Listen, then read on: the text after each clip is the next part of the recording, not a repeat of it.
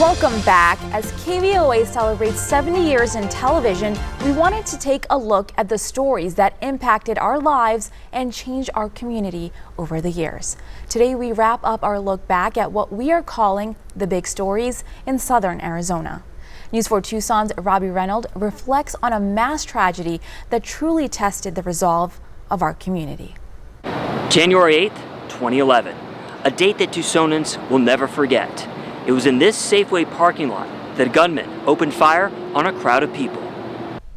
The Tucson tragedy left 6 dead and 13 others wounded, including then Arizona Congresswoman Gabrielle Giffords. The tragedy left a massive scar on our community. Among the dead were Federal District Court Judge John Roll, Giffords staffer Gabe Zimmerman, and 9-year-old Christina Taylor Green. Giffords would survive the shooting, but the shooting ended her career as a congresswoman. She's now dedicated her life to preventing gun violence. The shooting has been remembered with numerous memorials. There's a lot of healing that goes on both emotionally as well as physically.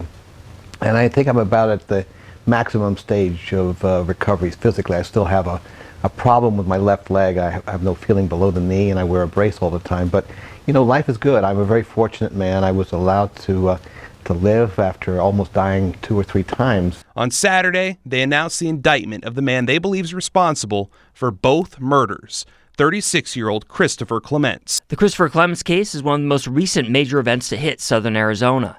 He's charged with the deaths of 2 young Tucson girls, 13-year-old Maribel Gonzalez and 6-year-old Isabel Celis.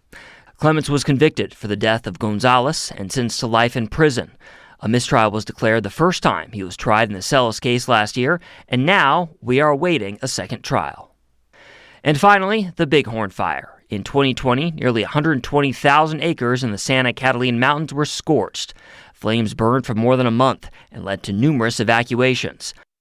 A fire caused by a lightning strike. Our community right here in Tucson has been touched by so many monumental stories, and there's no way we could have included all of them in this single series. But there has been one constant over the last 70 years at KVOA, and that's our commitment to you, to always be there to bring the news to our community.